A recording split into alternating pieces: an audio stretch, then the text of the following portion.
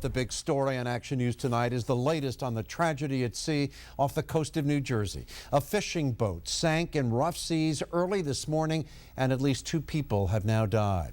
The Lady Mary, which is based in Cape May, went down this morning with 7 people on board about 65 miles off the coast. And this is the only known survivor. We have spoken to him upon his return to Cape May, and you will hear from Jose Arias. Meanwhile, the search goes on for 4 crew members still missing in the ocean. Lauren Wilson is in Cape May, New Jersey. Correspondent Kathy Gandolfo is live at Atlantic City International in Pomona, which is serving as a staging area for the Coast Guard's search effort. Kathy, let's begin with you. Well, Jim, that's right. The survivor you noticed in that video was wearing an orange survival suit. Now, they are designed to keep a person afloat and also to hold in body heat. But certainly it doesn't do the job indefinitely, not in 41-degree ocean water. And the Lady Mary sank at 5 o'clock this morning. So we all have times in our lives where certain things happen. You're just going to remember where you were at that time. You know, OJ just passed away. Most of us remember when that verdict was read. So when the Lady Mary sank, I was actually working as a state trooper at the Atlantic City International Airport, which is where the Coast Guard Air Station is based out of. So I remember I went for coffee, and all of a sudden there was all these news helicopters hovering above the airport. And I said to somebody, what's going on? What's all these helicopters? And they said, oh, a boat capsized and a bunch of people died. Now, coincidentally, there's a small pond next to the airport, and I thought, wow, that's crazy. Well, like, who's out in the middle of the winter fishing? But it turned out it was the Lady Mary. This is kind of significant now for a couple of reasons. Number one, we just hit the 15-year anniversary of the sinking, which I can't believe it's been 15 years, but it has. Another reason this is significant is that a bunch of the contributors to the museum, a bunch of people active in the museum, were involved in the investigation. Steve Gatto, Tom Packer, Joe Masrani. So a lot of people that contribute to the museum were involved with this project. Steve Gatto was the default, I should say, leader of this investigation, and I'm very thankful to him for letting me do this presentation. I'm standing up in front of you now, but there were 12 people involved with this, right? I was just a small part of that, and I called Steve and asked him if I could do the presentation. He gave me a lot of resources. He gave me a lot of photographs and videos, so special thanks to Steve for allowing me to go forward with this. The Lady Mary was built in 1969. Originally, she was named the Mr. Chopper. She was built down in the Gulf, down in Pascagoula, Mississippi, by Graham and Graham shipyards, and she was originally designed to be a shrimp fishing boat. In 2001, the owner, Royal Smith, bought the boat, and he brought it up here for the scallop fishery. And you can see he did some modifications. If you look, you can see the wheelhouse here. On top of the wheelhouse, they decided to build another wheelhouse, a second wheelhouse. They also built an extension on the back deck so they could have a house to shuck scallops and an additional berthing area. In addition to that, they added, they filled one of the bottom fuel tanks with concrete to try to make the boat more stable. Right? Because it's only a 79-foot vessel, it does not fall under the regulations. The Coast Guard has certain regulations about stability. You have to have certain tests done. But because this was not over 80 feet, none of those tests had to be performed. So this is all just these guys doing this stuff on their own. Right, Royal Smith Sr. was the shore manager. He was the owner of Smith & Smith, along with his 2 sons, Royal Smith Jr. and Timbo Smith. All right, so on March 18, 2009, the Lady Mary departed Cape May, headed for what's called the Elephant Trunk. In federal waters, you can't just go out and fish for scallops whenever you want, unless you're a diver, right? The scallop industry is highly regulated. There's only a certain amount of times they can go, and there's only certain areas they can go. So the whole scallop fleet, a lot of times, if you guys ever go to Cape May, you'll see all those boats tied up. It's usually because they can't go out fishing, right? And they're only allowed a certain quota. So when they can go, they got to try to go. So on March 18th, they went out, headed for the Elephant Trunk. There were 7 crew members aboard. A little bit of background, Cape May is one of the largest fishing ports In the United States, I think it ranks 5th for commercial seafood, especially for scallops. So we got another video here.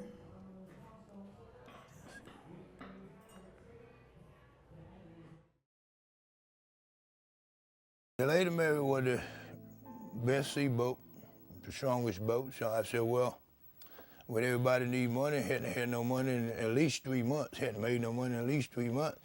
And everybody looking at me and watching my hip pocket. So I said, look, all of y'all, let's get on this one boat and go out and get 250 bags, and everybody have some money, everybody pay up all the bills, and then we'll go from there.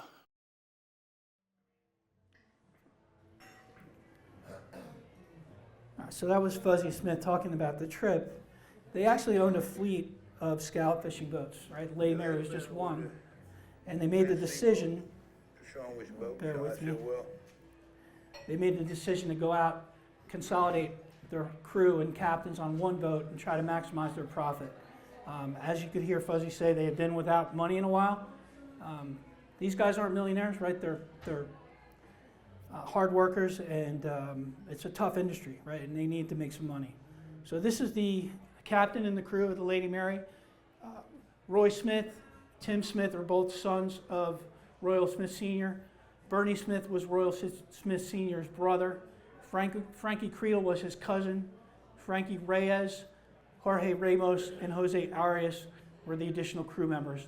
Out of those last 3, only 2 spoke English.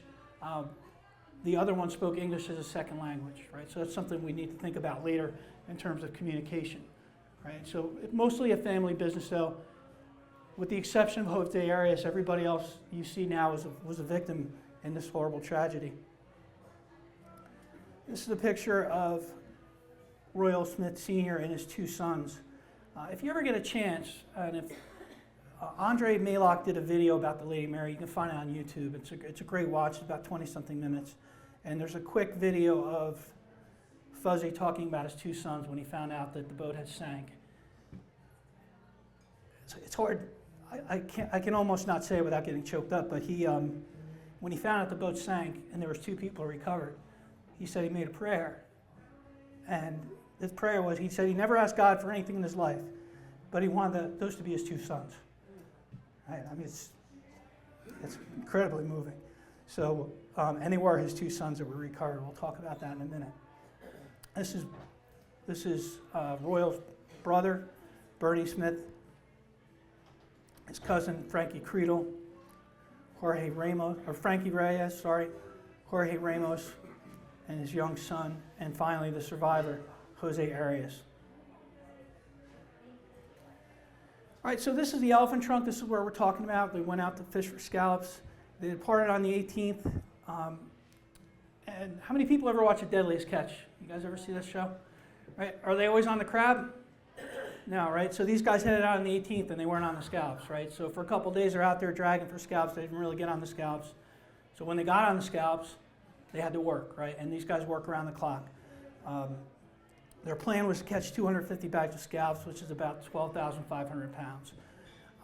By midnight on the 23rd, they had caught approximately 10,500, so they're getting close to that quota. All right, so according to the survivor, we only have one survivor. He was in bed at the time of the accident. He went to bed at about midnight after working 18 hours, right? So on the 23rd, he went to bed, him and Tim Smith. They had been working on the boat all day in rough seas, so I'm sure they're exhausted. He's woken up at about 5 o'clock in the morning by the co-captain, Tim Smith, and he's told the boat is sinking. So he exits, and I'll show you in a second, he exits the bunkhouse, right, which you can see the forward bunk room. Right here, he exits the forward bunk room, he goes up through the galley, and as he's making his way back through the galley to the shucking house, he's already in knee-deep water. He's already in knee-deep water.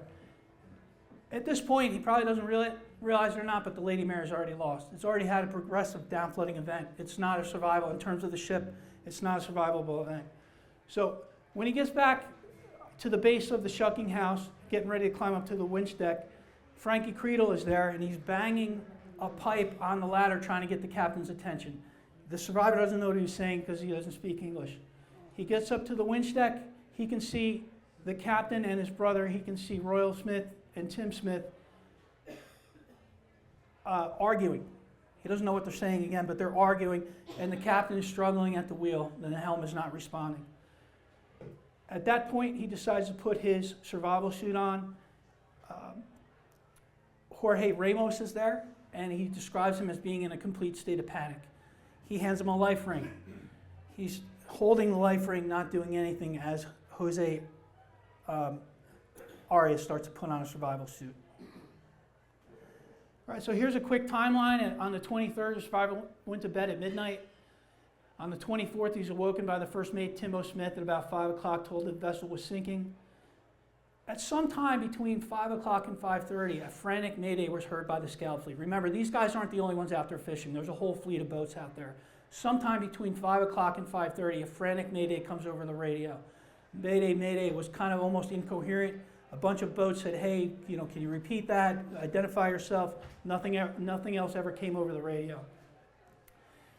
At 5:40, an initial EPIRB, and for those of you who don't know what I'm talking about, EPIRB stands for Emergency Position Indicating Radio Beacon. It's a distress signal that you send out if you're in trouble. So at 5:40, there was an initial EPIRB signal. We'll talk about that in a second, but it was not actionable.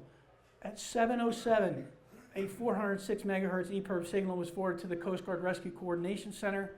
At 7:20, the Coast Guard directed Coast Guard Air Station Atlantic City to respond to an offshore position. At 7:45, they scrambled a helicopter, and at 8:20, the Coast Guard helicopter arrived on scene.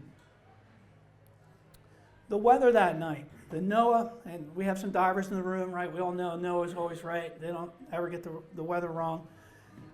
That's a joke for those of you who don't know what I'm talking about. The NOAA Hudson to Baltimore Canyon weather forecast issued at 2300 hours on March 23, 2009 was as follows.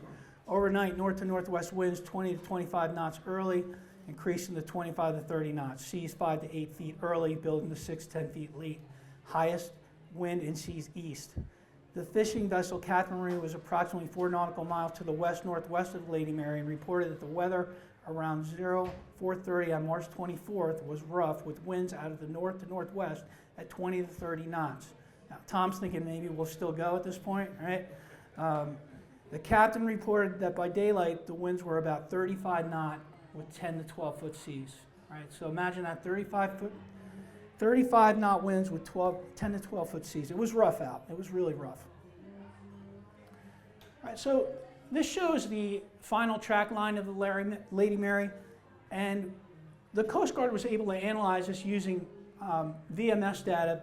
Every fishing boat that's out there fishing for a regulated species like scallops has to have this vessel management system that puts a signal back so they can track them, because they can only stay in those certain areas. They don't want them going outside those areas. So they were able to use that vessel management data and track the Lady Mary. And what they determined was that when the survivor went to bed at midnight, the dredge was out and they were dragging for scallops.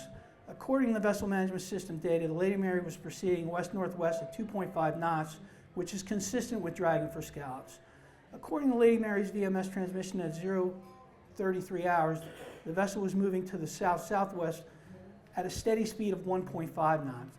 The track and speed were the same direction as the wind and waves, so at that point we know they're drifting. We won't ever know, but the most logical explanation for that is at some point everybody got tired and they needed to take a breather. So it wasn't uncommon for them to just they'd keep somebody up at the helm and they would just drift, and that's what they were doing as far as we can tell from the data they were able to gather. They were just drifting at that point.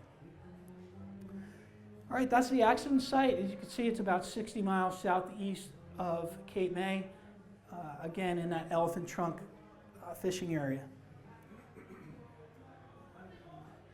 All right, so I had to dumb this down a little bit, and not for you guys, for me, okay?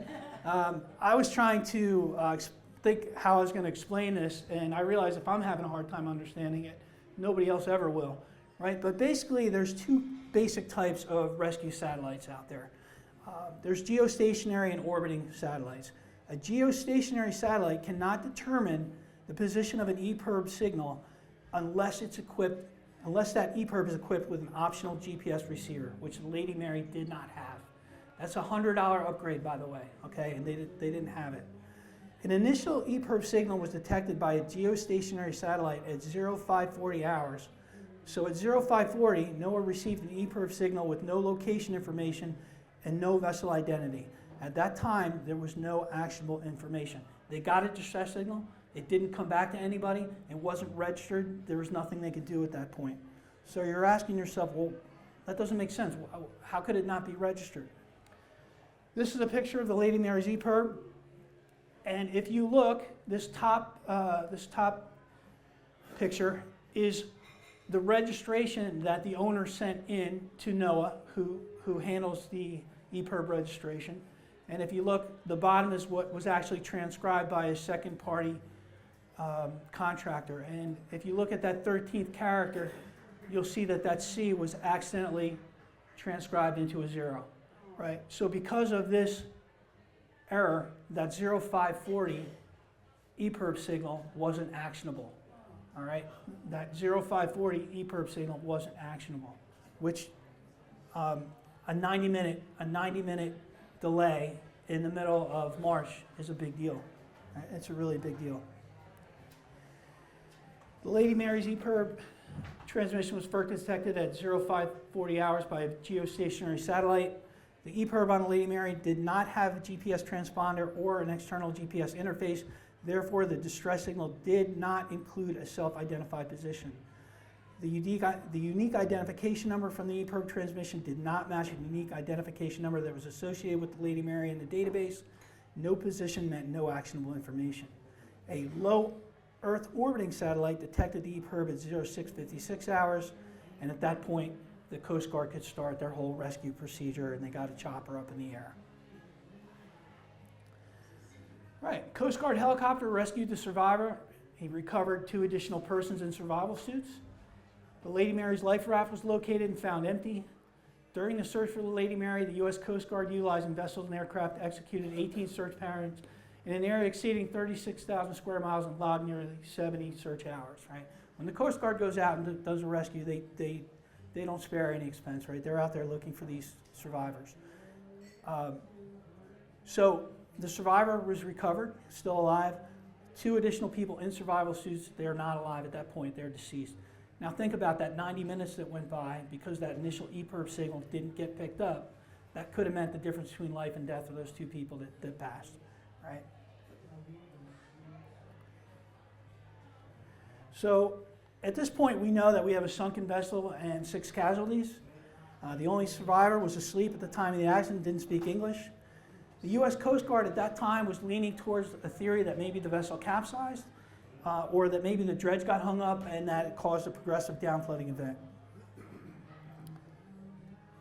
So the first thing that the Coast Guard did was they reached out to NOAA.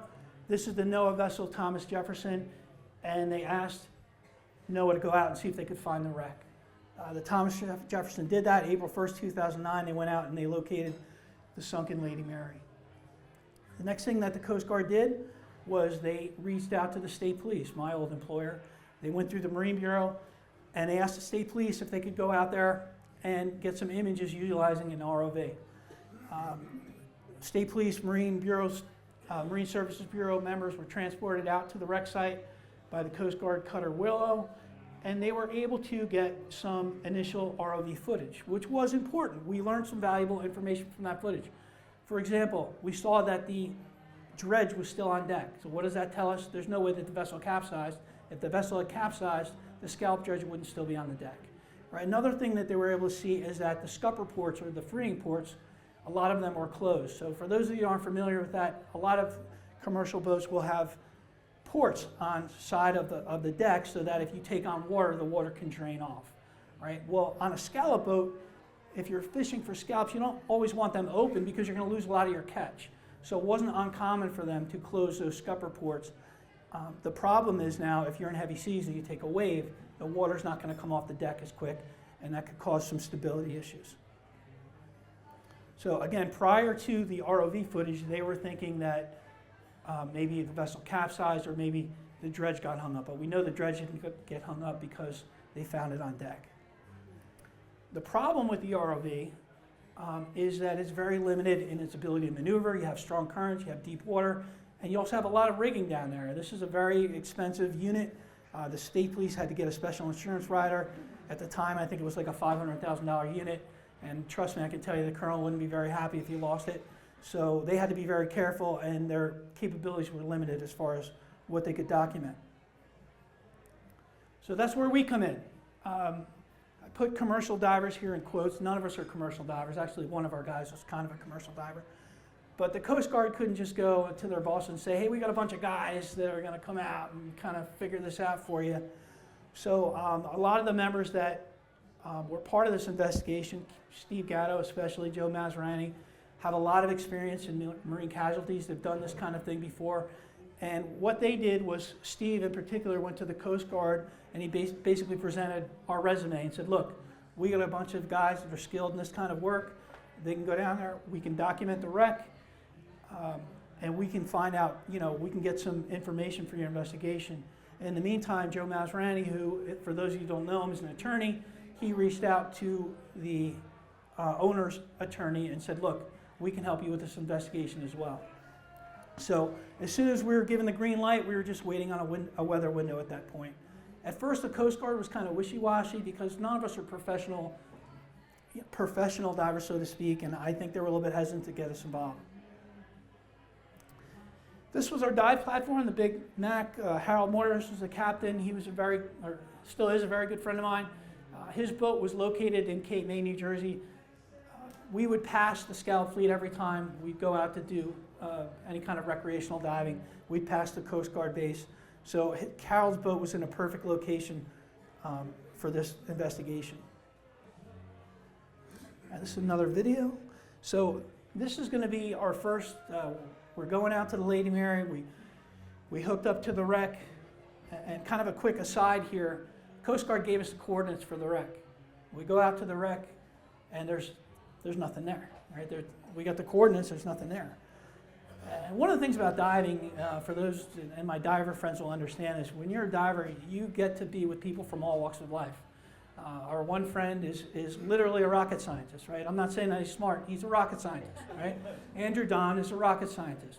And then you got people like me, not so much.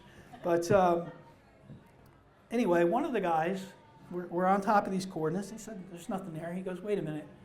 I think these coordinates are not in degrees minutes second. They're in degrees, decimals, something or other. And he takes out a pen and he does some math and he gets the right coordinates and we go over there and there's the wreck. Right? So that's pretty amazing. It's good thing I wasn't in charge of that because we never would have found the wreck. Right. Just bear with me 1 second. This is when we first got to the wreck.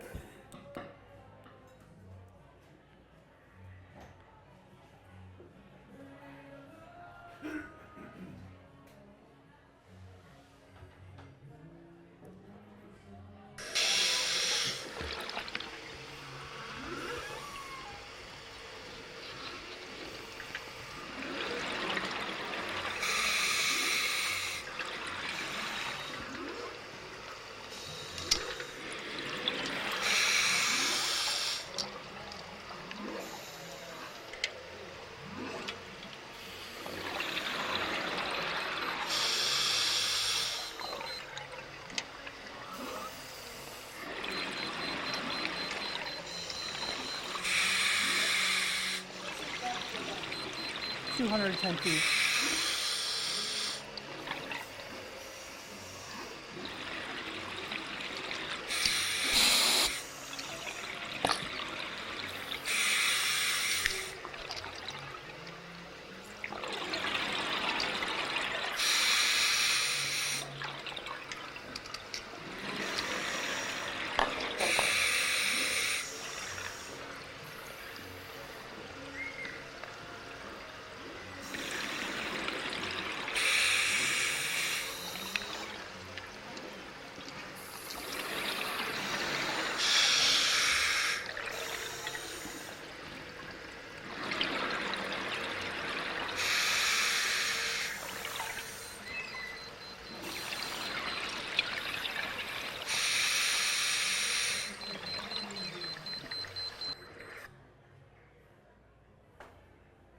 So you can see, I don't know, could you guys hear the noise in the background?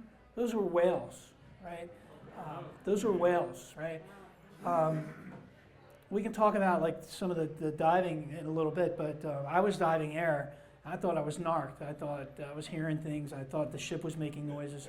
And it wasn't until I saw Steve's video that we realized those were whales. I don't know if they're humpback whales or minke whales. So imagine, you know, we're going down. We don't know. There could be 4 victims still on the vessel. And it was really kind of eerie. And then you hear these whales in the background. You know, the video, if you watch it, one thing you got to remember, we were there to do an investigation. We weren't there to make a National Geographic film or anything. We're trying to get close up and document details, whether hatches were closed or certain things like that. But in the meantime, Steve and another guy, Brad Sheard, professional photographers, they were able to capture some stunning images. And you could see here's one that Steve took. And if you didn't know any better, looking at this picture, you would think that this thing was on the surface, right? It looks perfect, right? Just sitting there on the bottom. Here's another one taken by Steve. Again, the thing just looks like it could be tied up at the dock. You could see how good the conditions were. We had really good visibility. This is 210 feet of water, right? So we had ambient light. We had great conditions for the investigation. Here's another one taken by Brad Sheard. I'm not a professional photographer. I can tell you what's better than being a professional photographer is diving with one, right? Because you get them to take pictures of you. So here I am, a picture taken by Brad Sheard, and I'm just swimming around the bow on that initial dive. Now, here I am in the stern, and you can immediately see there's quite a bit of damage to the stern. If you look, you can see this stern ramp here is bent in. You can see the rudder here on the bottom of the picture has been knocked off, and you can't see it yet. I'll show you some closer pictures, but there's some substantial damage to the propeller as well. All right, here's another picture that Brad took of me. A couple of things I want to point out here. Number one, again, we have the scallop dredge on the deck, right? So we know that the vessel did not capsize. We know that they weren't out fishing when the vessel sank. We know that the scallop dredge is on the deck. This hatch here is called a lazarette hatch. It leads to a large compartment. That hatch is not, obviously it's not there, it's open, and we can see that there's a hose coming out. And this is a picture, I'm taking a picture, of a stay wire that was tied off, and we'll talk about that a little bit more in a second. Here's a closer picture of that lazarette hatch I was just talking about. You can see that dewatering hose going down into it, and we never did find the hatch cover, so we don't know where that was. The survivor, they talked to the survivor and they asked him, what's the deal with this lazarette hatch? Why would it be open in such rough weather? The survivor told us that there was an ingress of water. They had no idea where it was coming from, but even in calm weather, they had to dewater the space with a pump every 2 to 3 days. In rough weather, they had to dewater it every day. So you have water coming into this lazarette space from an unknown manner. It had to be dewatered. And here you can see they were in the process of doing that, but the hatch is missing. Here's a close-up of that stern ramp. All right, you can see this, it's broken right in half. Here you can see one of these struts, these support struts has been pushed through the hull. Just to give you an idea, the bottom of the ramp was supported by 4x4 Schedule 80 steel supports. An additional 1-inch by 6-inch flat bar was added on each side of the vessel from the rub rail to the aft corner or the bottom corner of the stern ramp. So I'll show you a close-up of that in a second. Here you can see this really thick steel. It's just bent like a pretzel. And again, that Schedule 80 steel support driven right through the hull. So at this point, we're all looking at each other going, this thing got hit. This thing got hit. How else can you account for that damage?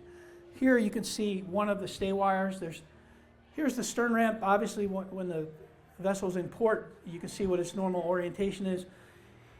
This is the port stay wire. Here's the starboard stay wire. This is the starboard stay wire where it would have been attached here. You can see where it came loose. Now this is a picture, a close-up picture of that port side stay wire, and it's tied off. Okay, so for us in the beginning, we thought this was a smoking gun. I'm getting ahead of myself, but the Coast Guard thinks that this damage was caused by the vessel hitting the bottom. Right? So our contention was, well, how can this be tied back? Nobody tied it off on the bottom. Right? If this thing broke, somebody tied it off on the surface. Okay? But there are some questions whether or not that was damaged prior to the trip. Right? There's some conflicting evidence that could have been tied off prior to the trip. It wasn't uncommon for that stay wire to get damaged. You can see they put a pipe around to keep it from chafing. So there is a possibility that it was damaged prior to the trip and had nothing to do with the accident at all. Here's a picture of the rudder of the Lady Mary. It was knocked clear out of the rudder shoe. There is no skeg visible. We checked, we had a diver use a scooter and dig and look for the rudder shoe, and we couldn't find anything underneath. Right? So we just have a loose rudder still being held on by the chain, but there is no rudder skeg, there is no rudder shoe. Here's some close-up pictures of the rudder, and what you're looking at here is where the propeller nut was, the rudder was driven forcibly into the propeller, all right, and that created, the propeller nut created this big hole in the rudder. You can also see that there's some, you have some horizontal stabilizers that have some damage to them, they've been bent. This is the propeller of the Lady Mary. As you can see, the top of it was bent to the aft, the bottom was bent forward. That propeller shaft, another close-up, right, if you look in the center picture here, you can see that propeller shaft. That's about a 2.5 inch shaft that was bent at a 30-degree angle. Right, so you're talking about a lot of force to bend that stainless steel shaft. You can see there's damage to some of the propeller blades, right? But to me, this was a really big standout. How much force does it take to bend something stainless steel of that diameter? Here's a picture of the Lady Mary's EPIRB cradle. All right, so again, the EPIRB is that distress that you send to the Coast Guard when you're in trouble. They can be manually activated or they can be activated by a hydrostatic release. So what that means is if the boat sinks and nobody has a chance to manually activate it, it's going to float to the surface and activate by itself. The Lady Mary's EPIRB was recovered by the Coast Guard cutter Dependable on March 25th. Examination determined that the unit was not manually activated. However, it cannot be determined if the EPIRB was removed from the bracket by a member of the crew or if the EPIRB floated free from the vessel after its sinking via hydrostatic release. So there's a good chance a crew member could have taken it out and just thrown it in the water, or it could have been activated by the hydrostatic release. We don't know. All right, this is a photo that I took of the life raft cradle for the Lady Mary.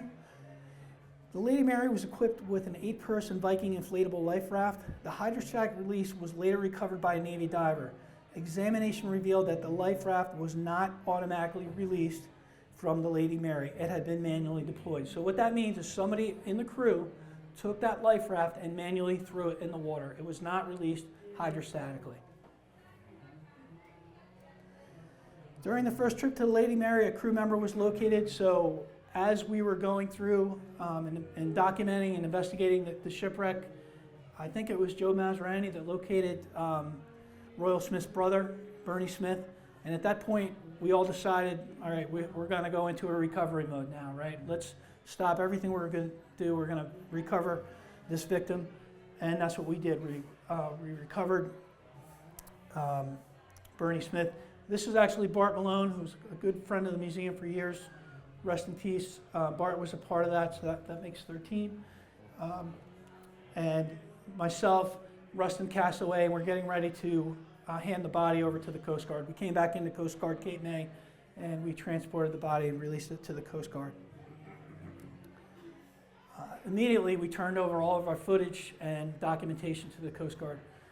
A lot of Steve Gatto, Brad Sheard, the professional photographers, a lot of times they take a picture.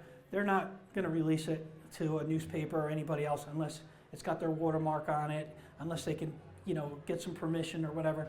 But in this case, it wasn't about that. It was about helping out with the investigation.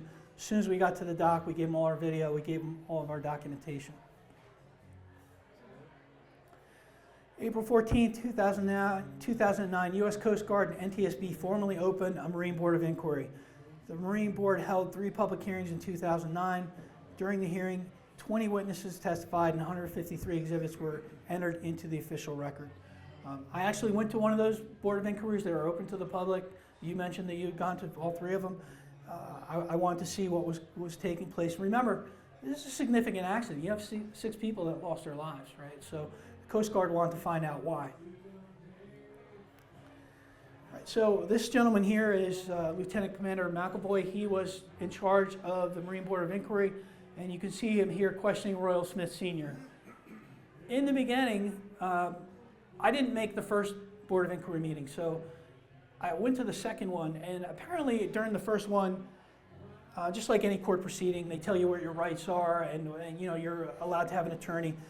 And initially, Royal, his nickname was Fuzzy. Fuzzy had told Lieutenant Commander McAvoy they didn't need legal representation.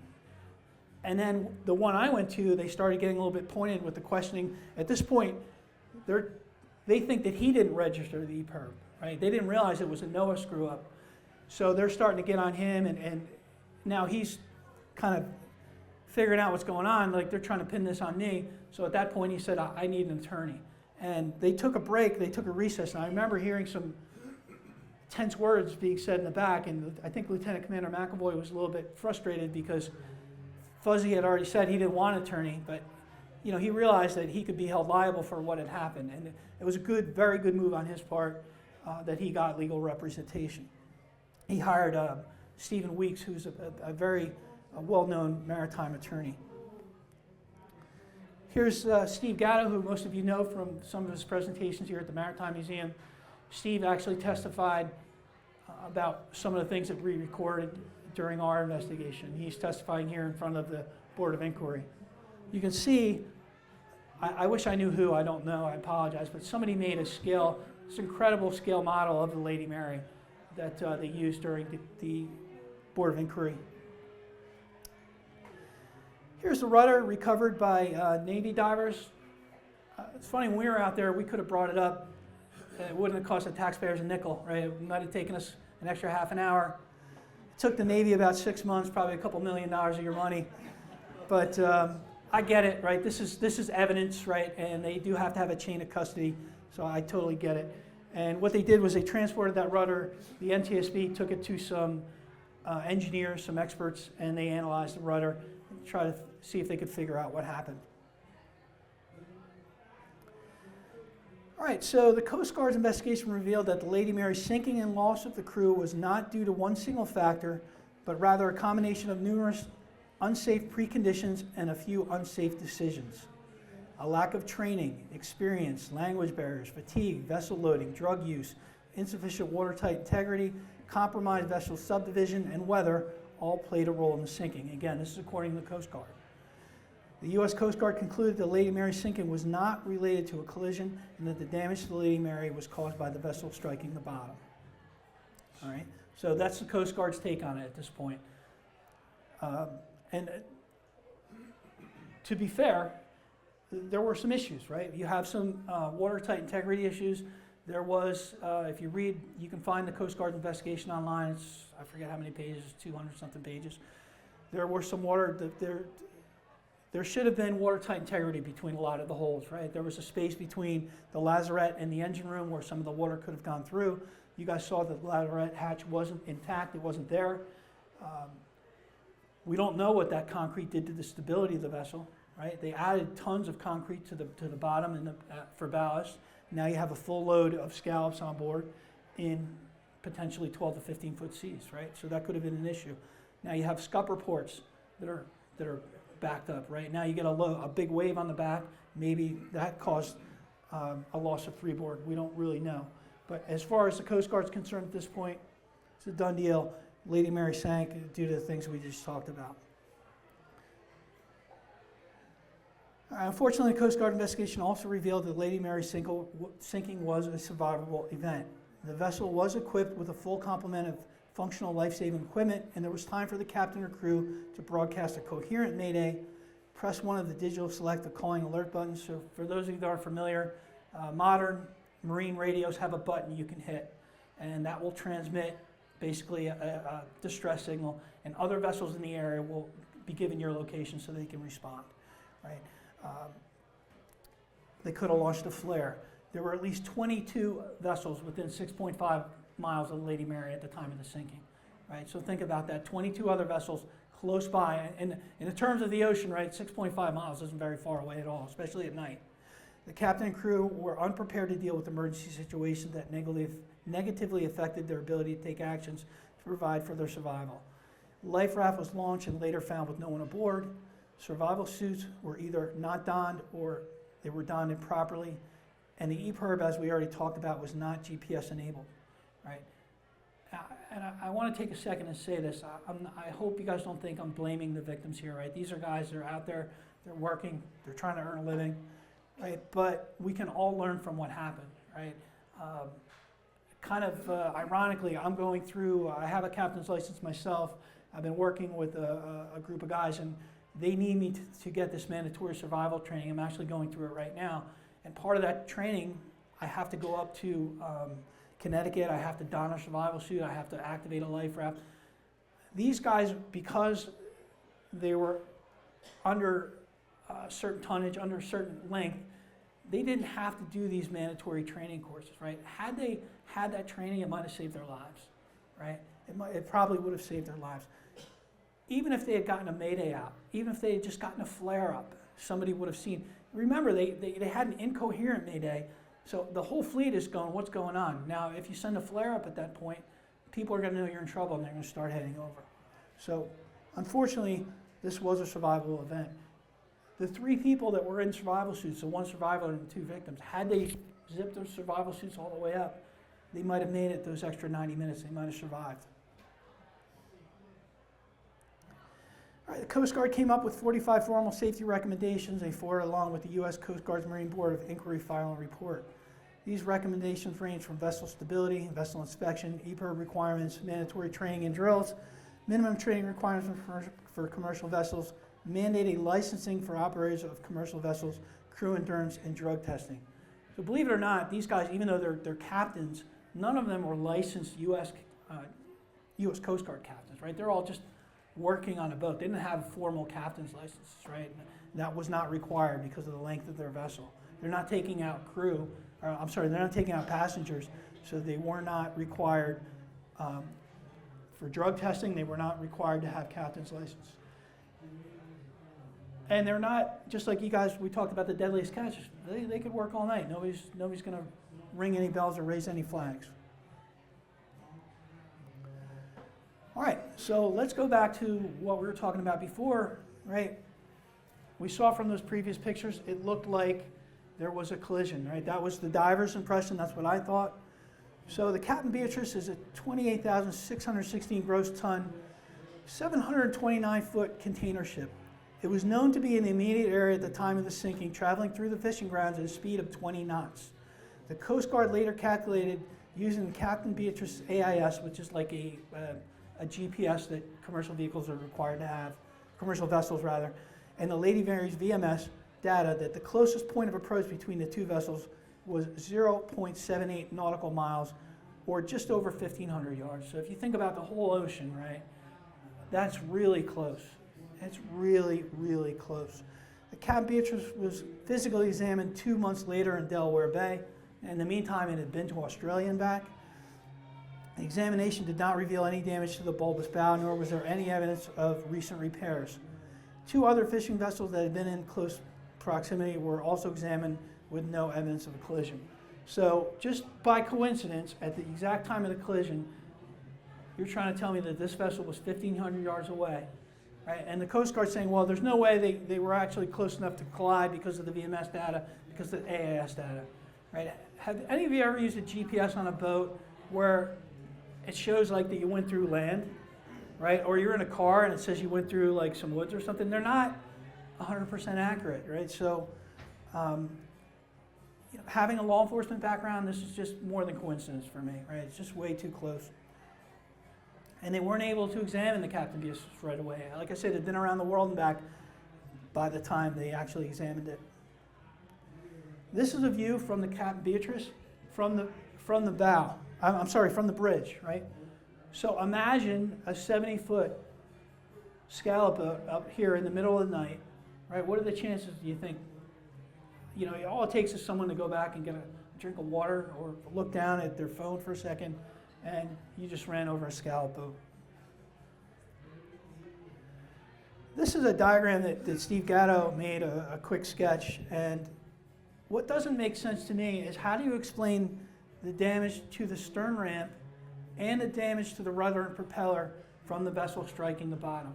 It seems to me you can have one or you can have the other, but you can't have both, right? If the vessel comes straight down that breaks the stern ramp, then the rudder and the propeller shouldn't be damaged. If the rudder and the propeller struck first, then the stern ramp should be intact, right? I don't see how you can have damage to both. Like I said before, Steve Gatto, Tom Packer, it's not the first marine casualty they've investigated. Harold Moyers, they've never seen any kind of vessel that had hit the bottom and sustained such significant damage.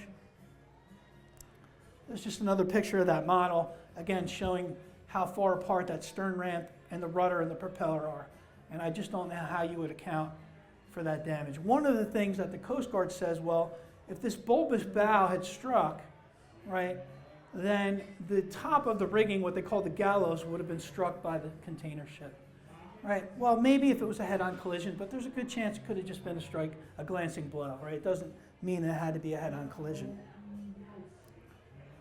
This is an image taken by Steve Gatto of Anthony Tedeschi, and he's just examining that rudder here. And again, you can see how far back the propeller and the rudder would have been from that stern ramp. Now, for those of you who are saying to yourself, well, what are the chances, right, of a commercial boat like that with trained crew on board? What are the chances of that actually hitting a fishing boat out there? Well, it happened 2 weeks later. All right, 85-foot-long fishing vessel Dictator was struck by the container ship Florida on April 14, 2009, just weeks after the Lady Mary's sinking. The Florida didn't even know it had been in a collision. These ships are so big. Right, and container ships have been in the news, right? Because what? Just hit a bridge, right? This ship was so big, they didn't even know they struck this 85-foot fishing vessel. Look at the rudder damage. How similar does this look to the damage that we saw in the Lady Mary? Look at the propeller nut driven into the rudder. Now, this rudder happens to be, you know, pretty much in line with the propeller, but you could easily see how if it was sideways, how that propeller nut would have been driven through just like it was on the Lady Mary. So it's a real problem out there. You have these guys that are fishing. They don't always have right, wrong, or indifferent. They don't always have the luxury of having somebody up on the helm. And now you have these big, giant, monstrous container ships coming through the fishing grounds at 20 knots. It's a recipe for disaster. All right, so final disposition of all the victims. Jose Arias, he was a survivor. Royal Smith Jr., his body was recovered by the Coast Guard helicopter. Tim Smith, his body was recovered by the Coast Guard. Frankie Creedle came up in a fishing net on May 20th. Frankie Reyes was recovered by a fishing vessel as well on August 13th the following year. And Jorge Ramos' remains were never found. They had a memorial for the victims of the Lady Mary. For those of you who have never been to Cape May, they have a really lovely fisherman's memorial. It has all the names of people who have died while working at sea. They had a memorial, and Fuzzy and his family showed up. Here you can see on the memorial all the names of the victims: Jorge Alberto Ramos Ortega, Tarzan Smith, Timothy Smith, Royal Smith Jr., Frankie Creedle, Frank Reyes. And this picture, the people that were involved, myself and the others, and Mark Nix is one of them, by the way, he's here with us tonight. We were all given awards by the Coast Guard for our participation in the investigation. So from left to right, you can see team members Rustin Cassaway, Harold Moyers, John Holbert, myself, Anthony Tedeschi, Mark Nix, Bart Malone, and Andrew Dunn, the rocket scientist. Not pictured, Tom Packer, Steve Gatto, Joe Masrani, Brad Sheard, and Greg Massey. This is just, I won't read it to you, but this is, Coast Guard did a nice job. They gave us a nice little folder with the award in it. And again, Steve and Tom, they weren't pictured in that previous photo. And also Brad Sheard, Greg Massey, and Joe Masrani. The Bell of Lady Mary was recovered, but not as a souvenir. We presented it to the owner, Royal Smith, as you know, something for him to remember.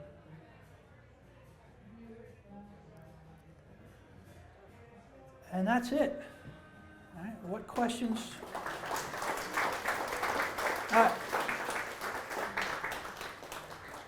One of the things I want to say is there's so much information on this casualty between the Coast Guard, Marine Board of Inquiry, the NTSB report, all of the transcripts from the survivor and the witnesses. I've been encouraging Steve Gatto to maybe write a book about it, because I think it'd be a good book, right? But I kind of had to, you know, narrow it down a little bit for you folks. What questions do you have for me? Right. So the question is, looking at the bulbous bow of the Cap Beatrice compared to the damage sustained to the Lady Mary, does the numbers of the forensic actually work? I can't really answer that. I'm not an engineer. The Coast Guard would tell you no, right? The Coast Guard said no, but you know, the Lady Mary's still sitting on the bottom of the Atlantic Ocean, right? It's not like they got a detailed forensic analysis, right? Again, it didn't have to be a head-on collision. It didn't even have to be a collision, right? That bulbous bow throws a huge wake. So you're talking about 10 to 12 foot seas. Now, next thing you know, you got a wall of water coming over the back of the stern. That alone could have been enough, especially if that lazarette was open. That could have been enough to sink the Lady Mary. The Coast Guard's saying that it sustained a downflooding event. It took on water and it sank. It's saying that due to stability issues, maybe because of the concrete that was poured in the ballast, due to the scupper freeing ports being closed, due to the lazarette hatch taking on water. And listen, I read that report 4 or 5 times. It's 100-something pages. Me personally, I've gone back and forth with it. Because the Coast Guard makes a great case, and it very well may be the case. We'll never know for sure. If it was me, it's hard to argue either way, but I don't think you can't conclusively say that it sank from downflooding. I think, for me, I would want to leave it open-ended. Right? I don't think we have enough evidence to say one way or the other 100%. Yes, sir? Did the survivor say anything about it? Right, great question. So the survivor was asleep, right? He was asleep at the time of the accident. He never felt any collision or anything. He was jolted out of bed. But again, these guys are working 18-hour shifts, right? I'm sure they could sleep next to a freight train at that point, right? They're completely exhausted. I mean, I don't know if anybody's worked on a boat. I was working on a boat the other day for about 2 hours with Bill, and I was exhausted. I was shot for 2 days, right? These guys are working 24 hours around the clock. You know, so it's not uncommon for them. And the other fishing boat that I showed you, the Dictator that got struck by the motor vessel Flora, they had a guy that was asleep that never woke up, right? So that's not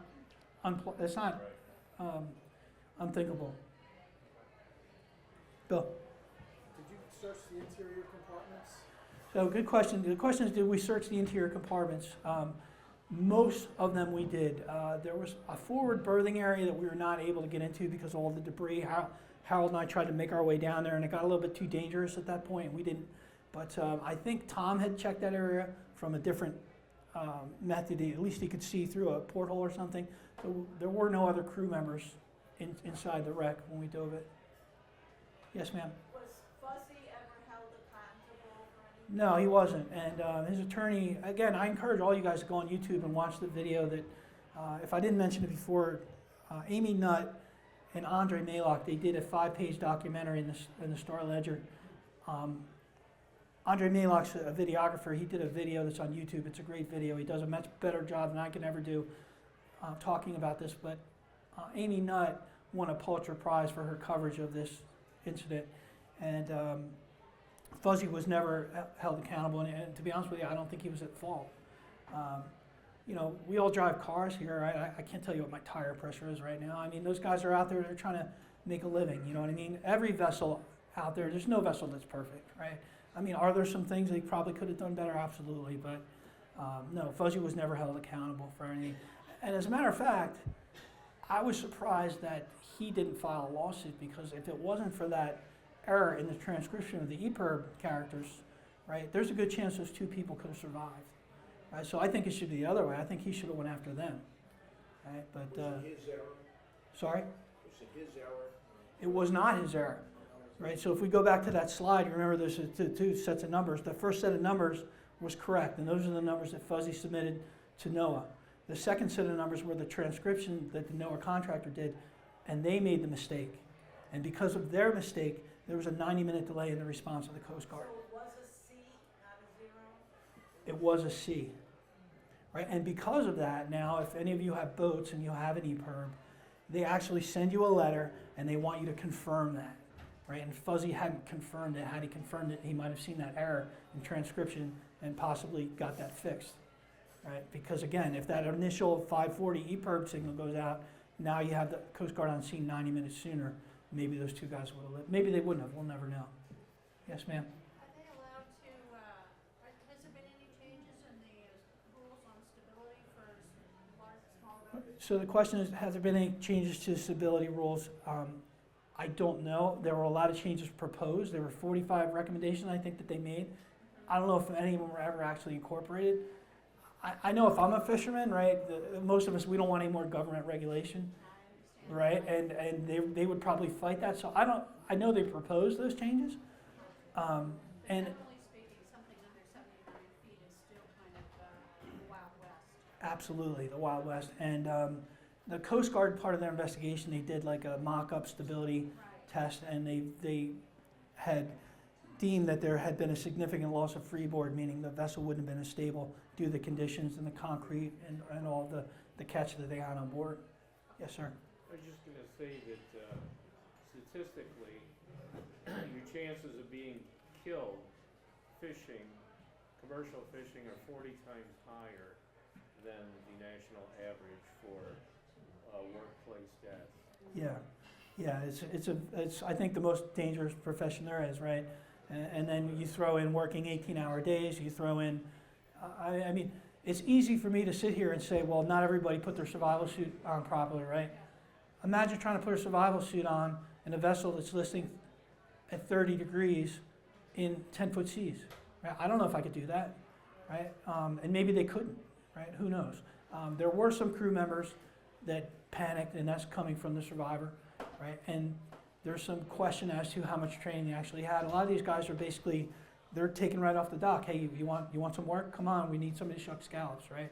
So maybe, and then you throw in the fact that they didn't speak English, right? How well did they understand what the procedures were? Even if you are giving a drill, if you give me a drill in Russian, I'm not going to know what you're talking about.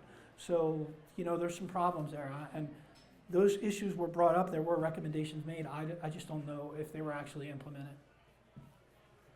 Any other questions?